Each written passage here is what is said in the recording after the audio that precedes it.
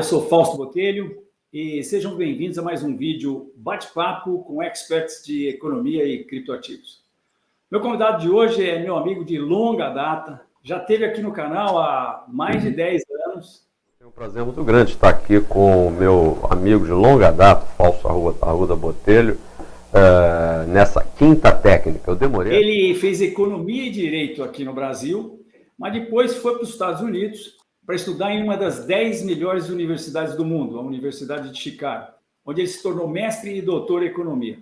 Isso tudo na companhia dos professores Milton Friedman, Gary Becker e T.W. Schultz, todos ganhadores do Prêmio Nobel de Economia. É mole.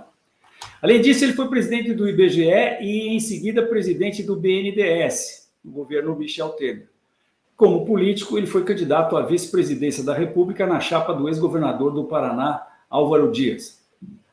Paulo Rabelo de Castro, seja bem-vindo ao nosso programa. Olá, Fausto. Prazer muito grande revê-lo, estar no seu programa. Eu posso dizer que somos ambos sobreviventes, não só da pandemia, graças a Deus, lamentando as centenas de milhares de mortos, no entanto, mas comemorando que estamos, eu acho, superando, e esse é um primeiro aspecto relevantíssimo de qualquer cenarização deste ano e do ano seguinte, saber se a pandemia vai vai ficar para trás ou se ainda teremos pelo menos mais uma ou duas rodadas, ainda que amenizadas pelas vacinas, não é? Nem me fala, Paulo. E os mercados à mercê e ao sabor do humor de taxas de juros que sobem e não sobem, numa época de pandemia, como você bem lembrou, não é? Numa época ainda de belicosidade no mundo, com o Putin invade, não invade a Ucrânia.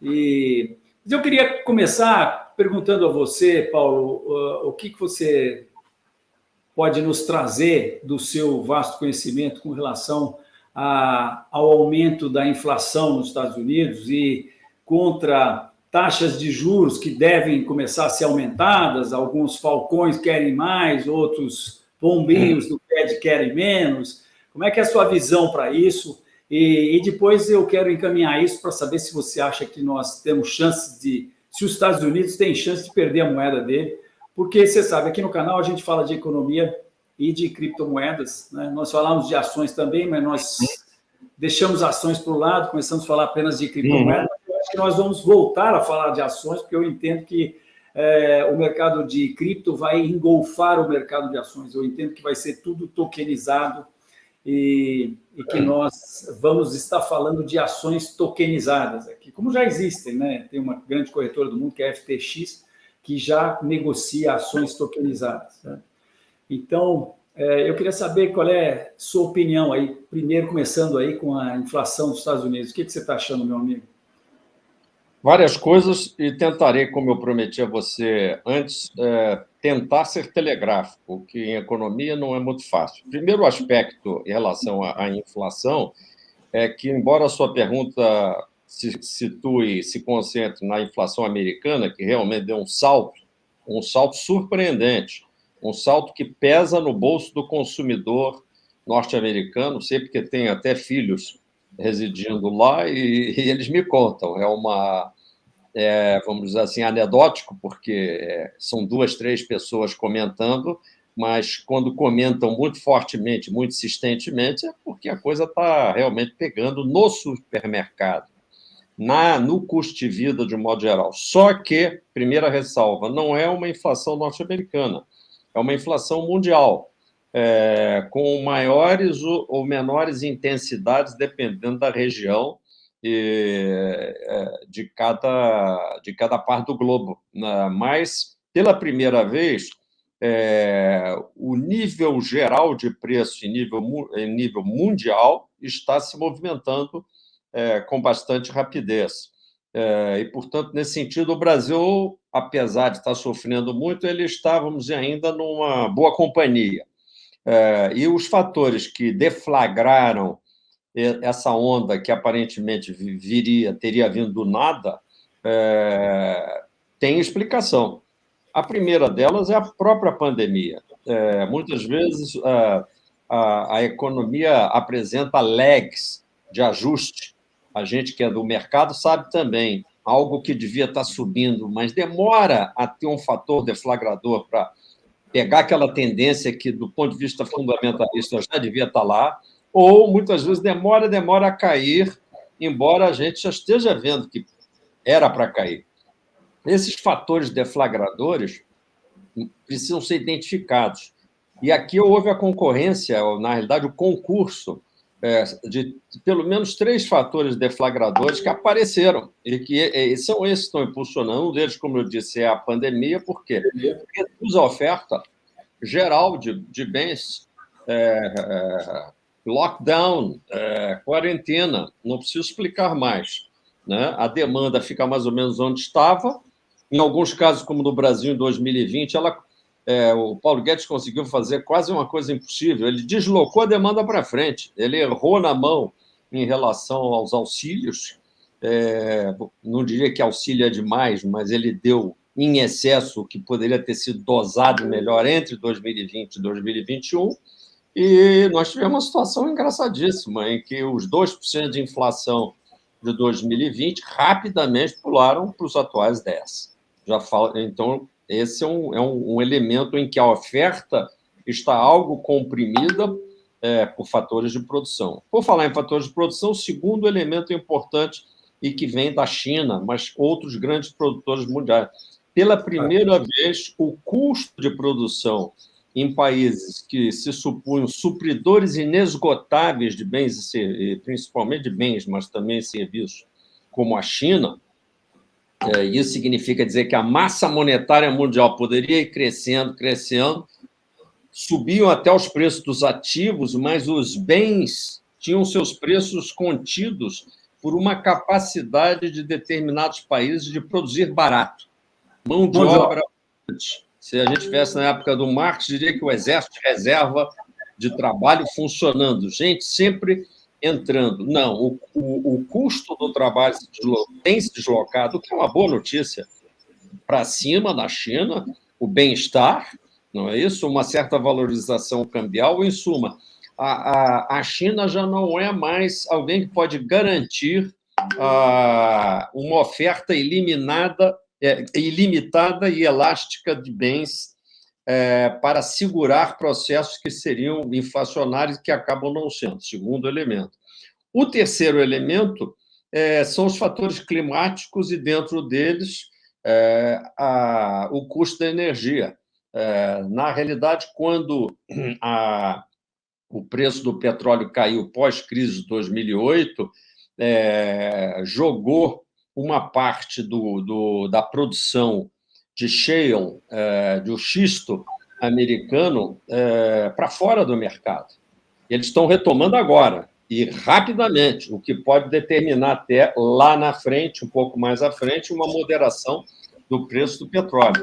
Mas aí vem o terceiro elemento e meio, eu digo que por enquanto, só um meio elemento, que é o conflito. Momentaneamente, quando você olha um conflito que pode ser de graves proporções, isso invoca na hora corte de linhas de navegação, dificuldades de suprimento de óleo ou de gás da própria Rússia, e tudo isso mantém o custo da energia mais elevado, e aquilo se transmite para o CPI pleno dos Estados Unidos, embora o CPI núcleo esteja ligeiramente mais bem comportado. Eu sou de vertente inflacionista nesse cenário. Eu acho que essa inflação, que eu nunca achei que fosse transitória, brincadeira de alguns que ficam escrevendo aí para preencher papel e cabeças dos mais desavisados. A inflação nunca é transitória. Você pode perguntar se ela é mais ou menos perversa. Nós conhecemos isso bem, vivemos isso, né, Paulo? E essa é do tipo bem agressivo e que começa a exigir, e o Fed já confessou, ao dizer, não, nós temos que reduzir aí o tapering e nós temos que correr atrás de juros. Só que o correr atrás... Explica para os nossos assistentes o que é o tapering. Na realidade, você teve uma sequência de relaxamentos quantitativos, né, de afrouxamentos trilionários, que não são bilionários, suprindo a liquidez que o mercado precisasse. E agora, ainda recentemente, numa situação em que a gente poderia dizer, já estou falando da era Trump, os Estados Unidos estava literalmente fora de uma curva de desemprego aflitivo. No entanto, arrumaram lá um jeito de chegar a comprar 120 bilhões de dólares por mês. O que mais me surpreende quando eu mesmo digo isso, mal acredito, é que é o por mês. 120 bi, daqui a 30 dias mais 120 bi, mais 120 bi, mais 120 bi, elevando o total dos ativos do Fed para um número que seria, vamos dizer assim, completamente assombroso e inimaginável 12 anos atrás, antes da crise, da grande recessão, se você dissesse que os ativos... Quando eles deviam 9 tri apenas, e não 30. Exatamente. Então, você tem uma explosão dessa liquidez, dessa disponibilidade com juros extremamente baixos e uma armadilha. Aí vem a parte que podemos debater, porque a armadilha é fundos de pensão, poupanças populares, que lá são muito ancoradas no mercado de renda variável, ações, e agora também criptomoedas. Claro, as criptomoedas variam de acordo com esta mega liquidez, na medida em que muitos resolvem trocar moedas por criptomoedas, julgando que as cripto têm uma valorização, enquanto que as moedas convencionais têm desvalorização. E isso impulsiona uma expectativa de que o céu é o limite, e isso é a véspera de um processo de mania com as tulipas. Não é muito diferente. A gente só não sabe qual é a intensidade da queda que pode sobreviver. Essas tulipas aí é a Bolsa de Valores ou é as cripto? Explica para nós. Não, as tulipas são, se você pegar livros importantes como o Manias e Crashes, do Kindleberger, se não me engano, né? Mas é o Kindleberger. Vamos acompanhar o que aconteceu ainda na Holanda. Né? Não, o estouro da bolha das tulipas é bem conhecido. Mas você acha que a bolha aí está no mercado de ações ou está no mercado de criptomoedas? Na realidade, não. Aqui posso responder sem recorrer a gráficos. Qualquer surto de liquidez na moeda convencional, a boa e antiga convencional teoria econômica, que ainda não foi substituída, ela tem umas ressalvas, tendo em vista, como eu disse, a mundialização da oferta de bens. Isso não foi levado em conta por alguns monetaristas, mas esta velha teoria monetária nos diz que todos os ativos aparecerão mais valorizados. Uns mais e outros menos, vai depender da liquidez desses ativos e de algumas preferências. No processo de inflação, você está querendo dizer? Hein? No processo de inflação. Há uma enorme inflação de ativos, muito maior do que a inflação de bens. Muito maior do que o CPI americano ou do que a inflação europeia e, obviamente, também maior do que a inflação brasileira. Não é? Agora, aqui no Brasil, nós temos uma diferença fundamental. Aqui, a taxa de juros real, a taxa básica, é positiva e grave, forte, doentiamente positiva. E a taxa de juros bancária mais elevada ainda, principalmente do lado passivo, para quem toma. Então, nós estamos numa ponta completamente distinta do resto do mundo, que pratica taxas de juros reais, ou seja, com desconto da inflação, negativas. E hoje a taxa de inflação dos Estados Unidos é profundamente negativa. Por isso que ainda não há razão para uma fuga dos ativos de renda variável, quer sejam ações ou criptomoedas. E que está fazendo com que isso aqui fique acontecendo no dólar, né? O dólar está caindo durante esse ano, justamente por conta dessa defasagem de taxa de juros. Isso que eu vou dizer, o que faz isso acontecer, a gente não botou o sujeito do verbo. O que faz isso acontecer e é o sujeito do verbo é o juro básico. Né? Ele, quando na etapa de subida do câmbio, que antecede essa descida aí, o Banco Central ia bem quando pensou que era preciso nivelar melhor, normalizar a taxa de juros básica. Depois ele gostou, disse, não, vamos virar país desenvolvido. E veio num nível que era perigosamente baixo. Aí cometeu um segundo erro. Ao olhar um nível perigosamente baixo, ele, politicamente olhando o que haveria de enfrentar caso mexesse naquilo, ele demorou a acreditar que aquela pequena alta de inflação de 2 para 4 ao fim de 2020 não era o início de uma pequena gravidez de 4 para 6, de 6 para 8, de 8 para 10. Então, ao demorar, ele teve que sair correndo atrás da curva inflacionária e hoje ele comete, talvez, o terceiro erro, que é insistir numa taxa extremamente elevada, fazendo com que o smart money de meio mundo venha para o Brasil fazer uma fezinha.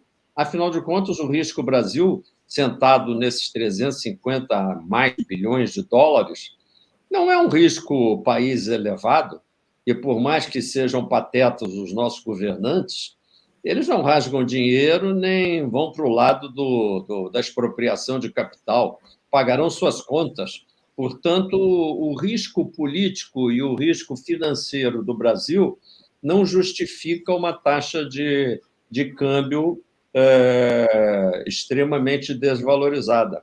Muito menos aquilo que chegou a ser especulado no Brasil. Essa taxa passa de 6, se acontecer isso e aquilo, passa de 6. Não passa, a tendência é mais para buscar esse patamar de mínima aí, em torno de R$5. Nós, na RC Consultores, ainda estamos achando, trata-se de um ano político, que ainda vamos fazer uma média em torno de 5,20 ao longo deste ano, média cambial. Mas no fim do ano é até possível que a gente esteja de novo comemorando. Você vai dizer, mas meu Deus do céu, comemorando como e com quem? Alguém vai vencer. E essa maioria o mercado vai acabar racionalizando qualquer que seja o nome. O setor político também vai ajudar o mercado a racionalizar uma expectativa um pouco mais eufórica sobre o futuro do país. De forma que não adianta querer cenarizar uma catástrofe, que é porque a gente é lulista e quer ferrar com o Bolsonaro, ou porque a gente é bolsonarista e quer aterrorizar o futuro, dizendo que o demônio do Lula vem aí, quer porque a gente é terceira via e quer demonizar ambos e lançar um nome que também não está nada caracterizado. Nenhuma dessas alternativas vai modificar a mediocridade brasileira. A mediocridade brasileira também consiste em não nem melhorar muito, surpreendentemente, também não piorar demais. Aliás, nós já estamos tão piorados, tem um outro aspecto do ponto de vista produtivo, que também não tem mais de onde extrair piora. Que Maria. Diga-se de passagem, o próximo governo, em tese, tem um espaço extraordinário de realizar os aparentes milagres que políticos gostam de esbravejar, né? de tagarelar. Por quê? Porque tem muita coisa que pode ser feita com baixo custo político e social, causando grandes resultados positivos. Tamanhos foram os erros cometidos até aqui. Isso é um recado para efeito de renda variável aqui dentro, não sei.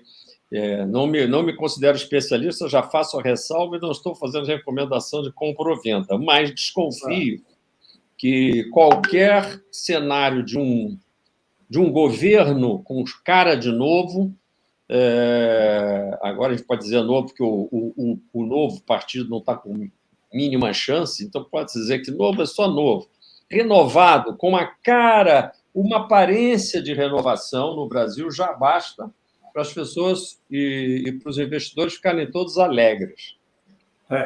Junta mais uns 2, 3 nomes que o mercado vai endeusar, os jornais vão dizer que sempre estiveram à frente das melhores ideias, e vamos nós, de novo, embarcando, talvez, num miniciclo de recuperação de cotações. Então, falando em internacional, Paulo, estou mostrando aqui o gráfico do Dow Jones, que tem 110 anos de gráfico aí, quase 110 anos, vem desde 1913, criação do Fed aqui. E a gente vê ele, uma situação que a gente consegue enquadrar ele dentro disso que a gente chama de canal de alta em análise técnica, e a gente vê que ele está num nível hoje que só teve ali próximo de 1929, né? Então, aqui a gente tem feito análise... Não sei se você ressaltou que isso aí é em termos reais, né? Isso, esse é o gráfico indexado pelo CPI, Okay. Esse é o gráfico em que a gente tirou essa inflação aqui, perdão, isso aqui é o Dow Jones sem indexar, que é um negócio que só sobe, né?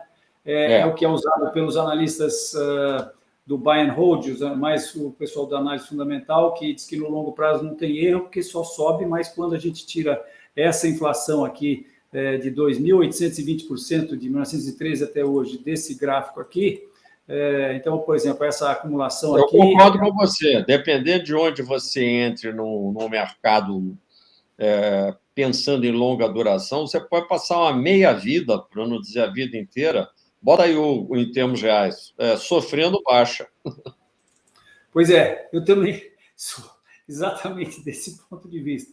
Mas esse período aí de mais ou menos década de 60 até meados dos anos 80, 20 anos, é uma meia vida.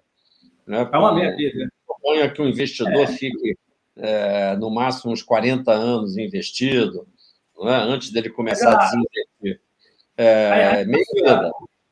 A indústria de ações viveu muito tempo de corretagem, né? Hoje nem tanto. Então, como ela vivia de corretagem, ela tinha a narrativa dela que não precisava se preocupar com ações. E outra, não tinha WhatsApp, não tinha todas as condições de se atualizar, de saber, de fazer, de ter acesso a análises. Mas, enfim, o ponto é que a gente está vendo que as chances de que haja uma correção mais acentuada agora são muito grandes, né?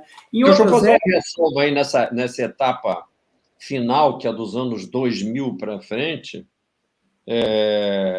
porque você aí não correlacionou, mas se você tivesse aí a oferta monetária mundial, você ia entender por que essa correção para baixo foi, vamos dizer, incompleta. E daí a história do tapering, dos afrouxamentos.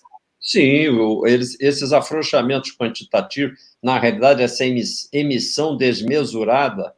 Que começou em 2008 no subprime, né? Não, começou antes até, porque, na realidade, o próprio... isso já vinha da saída do crash do ano 2000, não é? 2002 nós tivemos as guerras do Golfo, né? E deram uma ajuda também com o impulsionamento da indústria nos Estados Unidos, né? Exatamente. Eu não diminuiria a importância e a intensidade de alguns fenômenos positivos que ajudaram esse período, como o fim da União Soviética, coisa que agora volta a se agravar. Isso aconteceu, para quem não tem esses dados na cabeça, em 1990, 91, não é? Isso facilitou uma etapa final de globalização. Também, nesse período, entrou um bom administrador macroeconômico que não costuma ser lembrado, chamado Bill Clinton, que deixou, na realidade, um superávit fiscal, que depois outro democrata razoavelmente bem comportado do ponto de vista fiscal fez um bom trabalho, que foi o Barack Obama, quando introduziu com custo em 2012 o sequestration, que é uma coisa que a gente precisa aqui. Aqui, em vez de sequestration, eles inventaram o orçamento secreto. O Barack Obama entrou lá e o Bush entregou o subprime para ele. Ele falou, que é isso? Vai, justo. Não, ele matou. O camarada é bom, não é só no basquete, não. Ele matou nos peitos e encarou um ajuste bastante forte, bem sopesado, não é? E eu diria que muito bem equilibrado. E deu essa bola bem arredondada para o senhor Trump. E foi fazer um outro quantitative easing. Então, mas, Paulo, a partir de 2008, será que eles não apenas puseram a coisa para baixo do tapete e agora as coisas vão aparecer de novo? Eu acho que nós estamos ainda no subprime. O que você acha? Não, uns mais, outros menos. Na realidade, não foi bem para baixo do tapete, porque o tapete chama-se Fed, e Banco Central da Europeu. É grande demais para ser só um tapete. Na realidade, é um edifício inteiro que guarda toda essa papelada, que são os ativos, que você mesmo citou, são 9 trilhões só nos Estados Unidos, que eles podem continuar ali mantendo.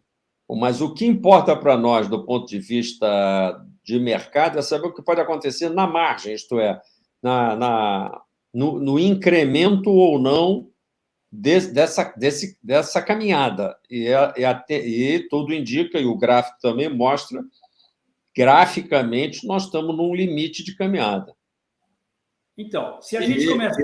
Os mercados, vamos dizer assim, o gráfico pede um ajuste, né? Isso.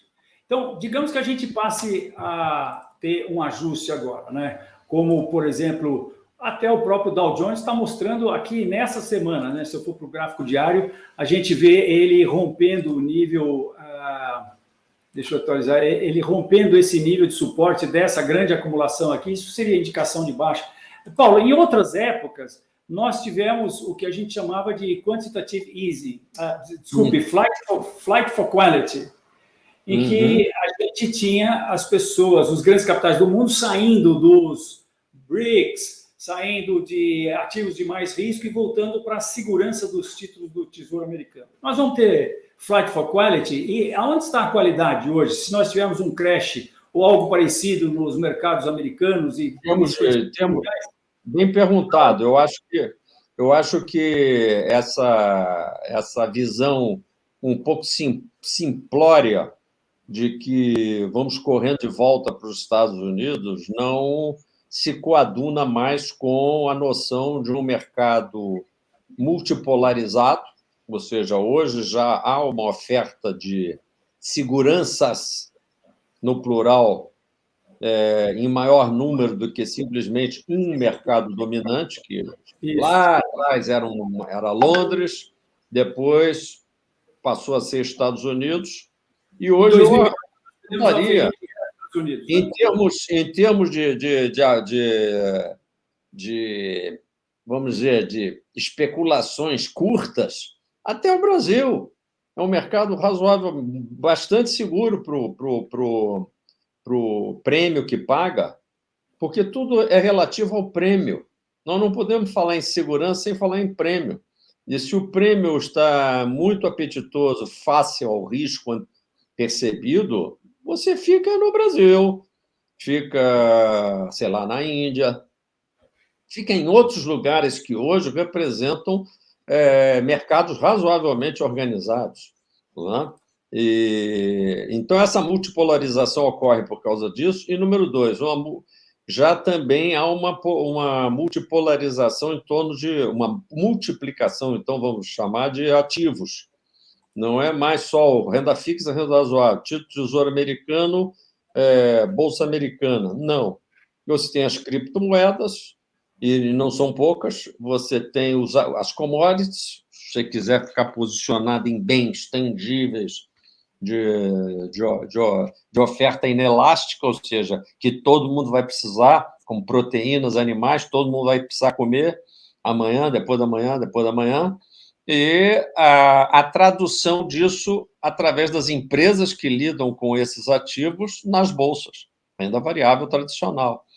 Energia, papéis em energia, também é outro must. Então, há uma multiplicação de alternativas que também amplia o leque dos investidores do século XXI.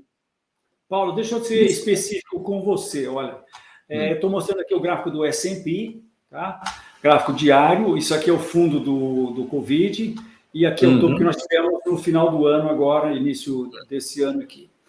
Nós temos uma técnica que diz que depois que você tem uma ação, começa uma tendência de alta, a gente considera isso como uma ação, e depois da ação vem a reação, e a gente sabe que a reação guarda proporções Fibonacci com a ação. E essas proporções, a gente usa essa ferramenta que eu acabei de traçar aqui. Então, eu tracei daqui de baixo até lá em cima, e daí ele deixa os níveis Fibonacci aqui, e esse nível seria 0,382, uma retração de 40% mais ou menos dessa ação, né? Eu estou sendo bonzinho, na verdade, porque eu estou pegando esse processo de 2020, Covid para cima, quando eu podia pegar de 2008 para cima, porque, na verdade, a ação foi de 2009, março de 2009, até 2021, né? 12 anos de tendência de alta. Mas se nós tivermos só a correção só desse período do Covid, nós viríamos para esse nível aqui, ou seja, nós, a partir do momento de agora, nós cairíamos mais 18%, que faria com que o mercado tivesse caído do topo até agora 26%, e isso colocaria o mercado numa tendência de baixa e daria uma certa dor de barriga aí nas finanças mundiais. Então, nesse cenário, você ainda acha que o Brasil poderia ser visto como qualidade? Ou... Eu acredito que a Bolsa, num cenário assim mais agressivamente baixista, na Bolsa Americana, vamos esquecer as demais, ele tende a ser um follower.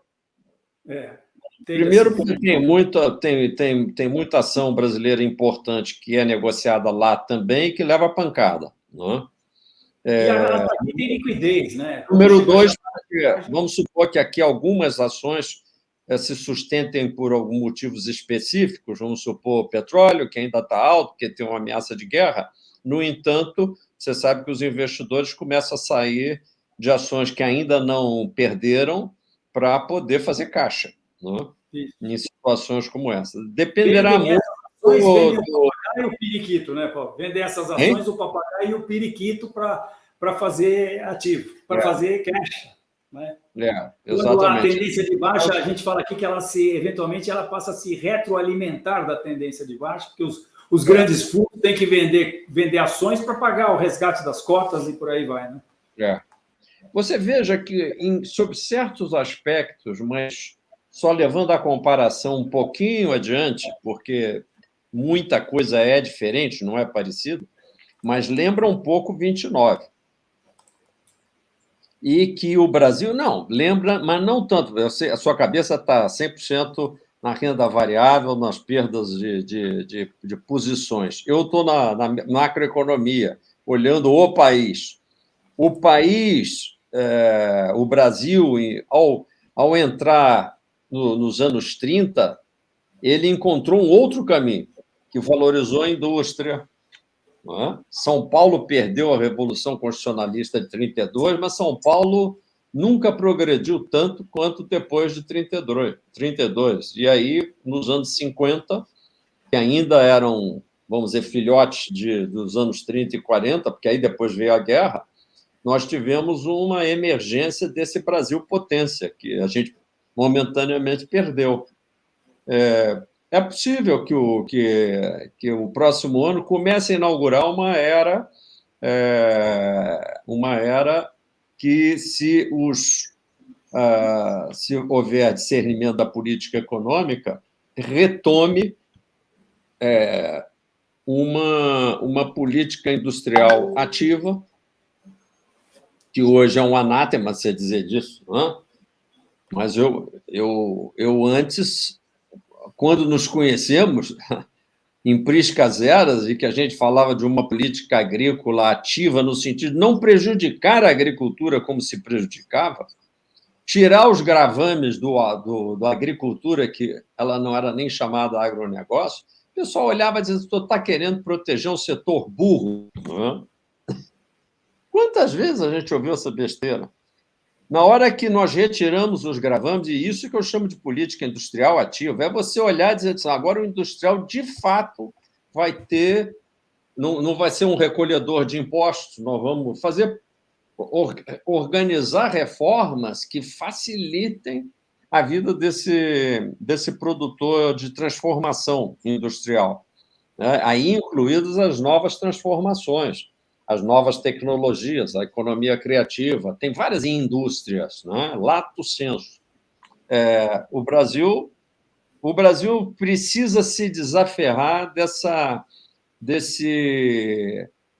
situação quase de armadilha em que ele se colocou, de estar bem onde nunca esteve, e até saudamos isso, que está sentado numa montanha de dólar e não tem emprego para dar para os seus brasileiros. É uma disparidade muito grande a quantidade de famílias americanas que têm investimento em bolsa de valores e a quantidade de famílias brasileiras que têm investimento na bolsa de valores. Mas, Paulo, nós estamos aí na iminência de termos uma correção mais acentuada dos índices das bolsas americanas, na nossa análise aqui, nossa análise técnica, e temos uma guerra para estourar. O que você acha que nós vamos ter guerra? Paulo, você sabe que, aliás, a esse respeito, estou me lembrando aqui que eu tive um certo insight ontem, porque eu fui no Wikipedia, fui ver quando é que o Putin nasceu. E o Putin nasceu 3 dias depois de mim, 4 dias depois de mim. Eu sou 3 de outubro, ele é 7 de outubro de 1952. Então eu falei, então eu estou na boa, que eu sou um insider, que eu posso entender a cabeça dele, tá certo? Eu acho que não vai ter guerra. Eu acho que ele está sendo um estrategista lá e ele não vai se meter numa aventura dessa. Agora, eu tento acompanhar a sua percepção. Que bom. Agora, nesse sentido de que o Putin ele não tem aquele bigodinho, não é? Eu não sei. Ainda bem, né? Porque o do bigodinho, ele era um grande estrategista, mas maluco, né? Fundamentalmente maluco. Ele não sabia parar, ele não sabia medir a pancada que podia vir do outro lado, né? Ele era, vamos dizer assim, ele era autoendeusado, não é? Ele mesmo se achava superior. Eu acho que o Putin, até pelo currículo, eu sou muito pela regra do currículo, um espião que se acha demais é um espião morto. E Putin é um espião. O espião tem que desconfiar, inclusive, dos seus próprios pensamentos. Então, ele foi treinado, o currículo dele é de desconfiança. Se as coisas estão muito boas, ele desconfia. Se elas também estiverem quase com ele para morrer, ele vai desconfiar que pode ter uma saída. Então, ele está o quê? Estressando, ele está esticando a corda para obter o que, de fato, ele quer obter, que é um alargamento da fronteira da ex-União Soviética, que, como União Soviética, foi fortissimamente estreitada. E nós, mundo ocidental, tem que aproveitar. Ou talvez um estreitamento da fronteira da OTAN, né? Com a OTAN em primeiro lugar. Exatamente. Então, ele está buscando esse alargamento. Ele não pode se perder nesse pensamento. Uma coisa é buscar alargamento e que pode ser seguido de mais um outro alargamento, mas é um jogo que já está próximo ao limite. A partir de agora, ele começa a perder, porque as sanções econômicas, tendo em vista o que é, e tem que olhar o perfil da Rússia, exportador de minérios, exportador de petróleo. Então, momentaneamente, o preço do petróleo sobe, mas, como eu disse, os Estados Unidos já estão aumentando barbaridade a produção de shale, de forma que, daqui a pouco, o próprio Estados Unidos derruba esse preço. A ex-União Soviética não tem essa bola toda em termos econômicos. A chance dela ainda é que o Xi Jinping fica ali dando um aparente apoio, mas é um apoio também não confiável. A Rússia está bem solitária nessa jogada.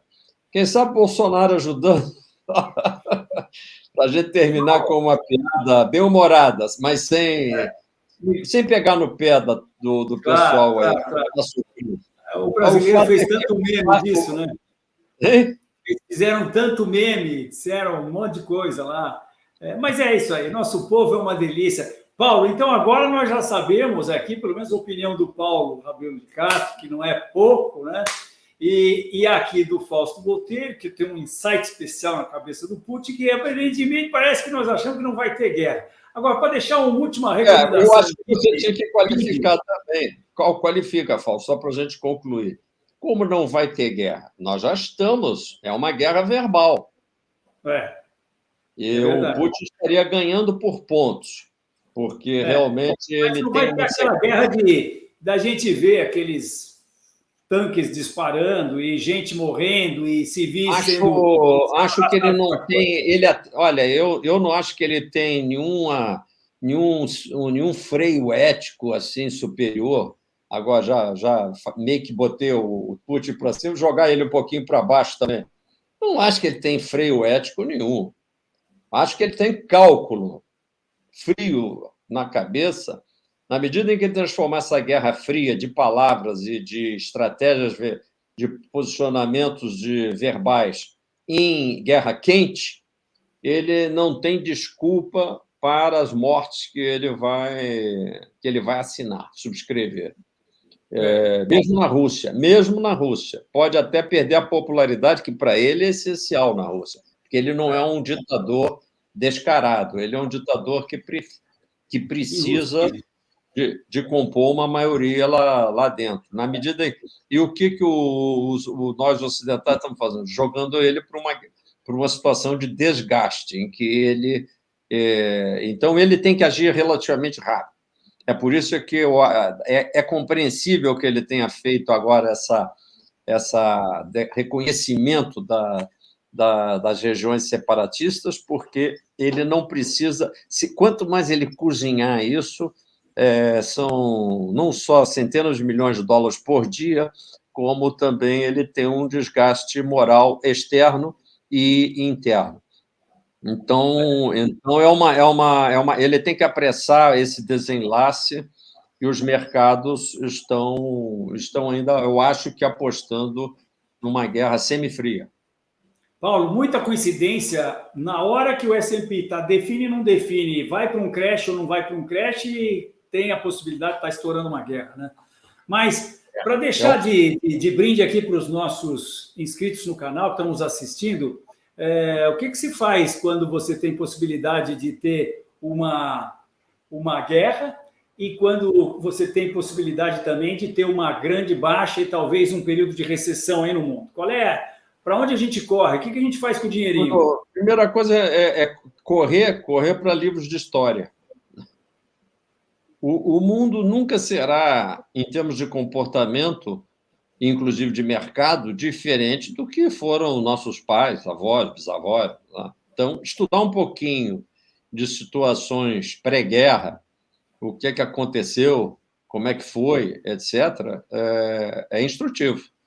Não é? Você tem aí um gráfico que vem desde 1913, em 14 estourou a Primeira Guerra, não é isso? Depois, em 39, estourou a Segunda. É possível... E quando estourou a guerra, parou o mercado durante um bom tempo aqui. Nós estamos aqui em 1914, isso aqui é julho, isso daqui é dezembro. De julho a dezembro de 1914, a Bolsa fechou, simplesmente. Então, é importante dar uma olhada, não é? O primeiro impacto não me parece ser positivo. Bom, guerra, então vamos comemorar.